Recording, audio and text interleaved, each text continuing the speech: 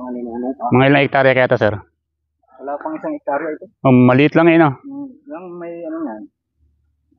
May niyog. Ayun yung pinakang boundary.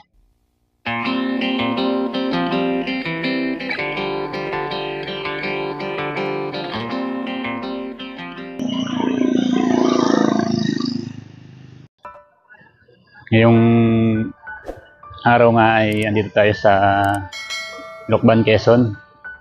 At may nakapagsabi nga sa atin na kung kilala nyo ang artista na si Tommy Abwel, mayroon pala sila ditong pagmamayaring lupa at mayroon na silang mga pinagawang libingan dito para sa pamilya nila. Kumbaga nakaredy na yung ano nila, paglilibingan o sakasakali. Diyan naman tayo lahat pupunta sa kamatayan. Mas mabuti na rin yung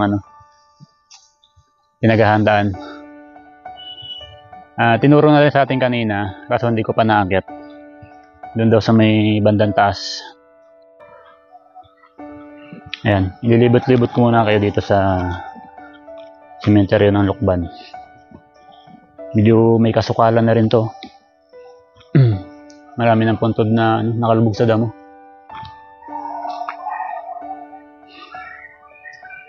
Dito tayo dumaan sa mga ibabaw ng nicho.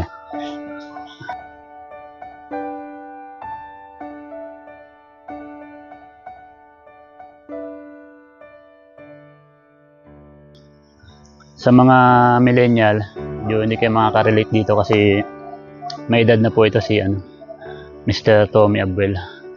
Siya po ay tubong Lucban, Quezon. Taga dito talaga siya. At siya ay mapapanood nyo rin sa Batang Quiapo. Hindi ako nagkakamali. Ang pangalan niya doon ay si Don Julio.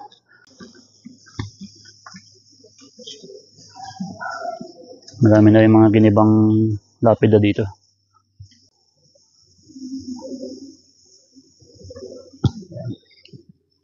Naman tama yung punta natin. Mainit.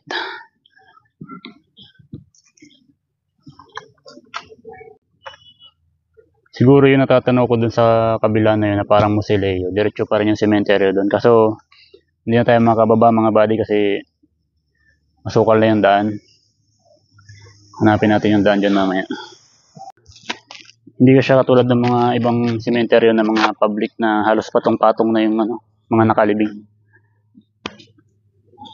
Ayun, may daan pala dito. Silipin lang natin ang mga buddy.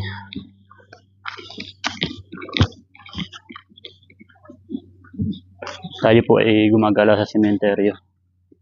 Ito po ang ating content. Parang may nakatira dito. May duyan. Siguro yung mga gumagawa ng puntod. Ayan, may daan pa nga siya dito hanggang sa kabila. Siguro malawak na to. Pero hindi na natin puntahan yun dun, bandaron kasi hindi naman yun ang purpose natin. Kumbaga, at kahit pa paano, nailibot ko kayo dito. Tayo pupunta na sa sa libingan ng pamilya ni Tommy Abwel. Dito daw yun sa may bundok. Yan, nakating ko daw yan. Tinuruan sa akin daan kanina. Ang nag-iisang Musileo sa bandang bundok.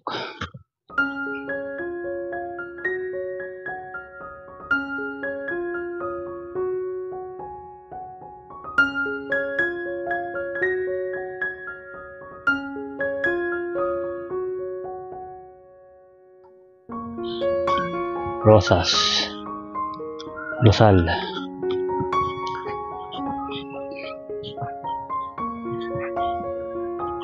May mga gumagawa dito.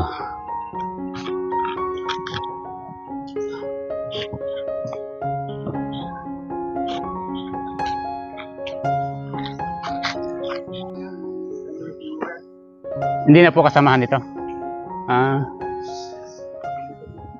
Kaya nagtataka parang ang liit eh. Meron pa pala doon. San Luis. So, ito po, ano po pangalan nitong to? Cemetery. Public. Oo. Ang sadya ko dito yung pamilya ni ano, Tommy Abuel, yung artista. Ayun nga, tinuro sa akin kayo na nakabukod daw dyan na ano. Nakabukod yun. Nakabukod na musileo sa bundok. Pamilya nila ang nag-donate ito, yung lupa. Ah, kanila pala to. Yung mga ninanay. Mga ilang hektarya kaya to, sir? Wala pang isang hektarya ito. Oh, maliit lang eh, no? Yung may ano yan. May niyog. Ayun yung, yan yung pinakang boundary. May niyog. Maliit lang. Pagkitaan na naman yan ay yung sapang patay. Doon sa kabila. Parang may natatanaw pa ako doon eh. Kabila. Parang dyan napaliging yung kanyang station na doktor.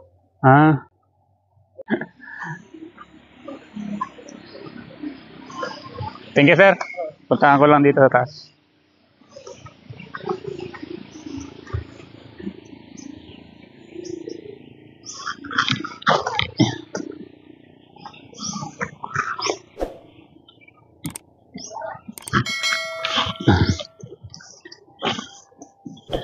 Ayan mga buddy, confirm nga na nandito nga yung libingan ng pamilya Abuel. At sa nakuha nating impormasyon, itong lupa pa lang ito ay dinonate ng kanyang pamilya. Ayan. Ito na siguro yun. Yung musileo na yan na natatanaw ko. Ayan. Puro puno sa paligid. Nakabukod yung ano nila dito, musileo. Wala silang katabi dito na puntod.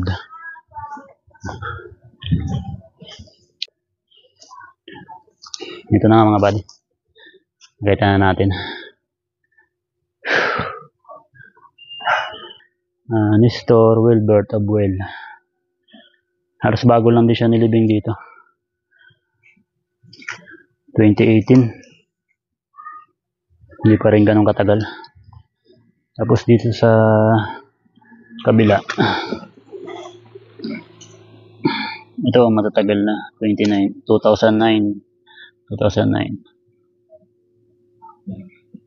Iba ang apelyido nito. Hindi na mabasa. Napakabait po ng pamilya ni Sir Tony Abuel. Tommy Abuel. Sorry po na medyo na shortcut ko yung Tommy sa Tony. Kasi nag-donate sila ng lupa dito. Public cemetery. Nagaling sa kanilang pamilya.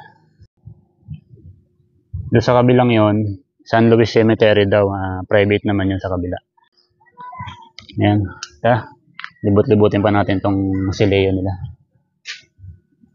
Sa palagay ko, sa tingin ko lang para medyo kulang sa alaga.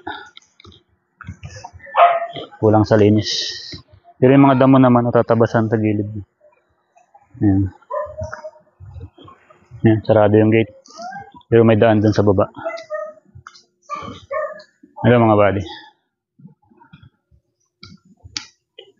Ayun nakalagay sa gate niya ay Abuel Family.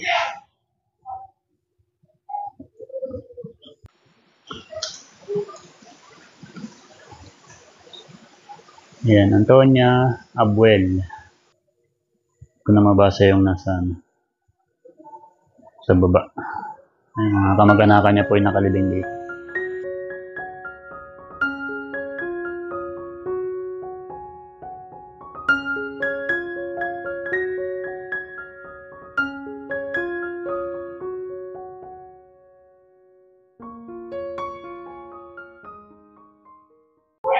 Ayan mga buddy, at nailibot ko na naman kayo sa isa na namang sementeryo. Itong episode ng vlog natin, at sana po sa mga bago sa ating channel ay huwag niyo pong kalimutang mag-subscribe at mag-like sa ating YouTube channel para updated po kayo lagi sa mga bago nating upload.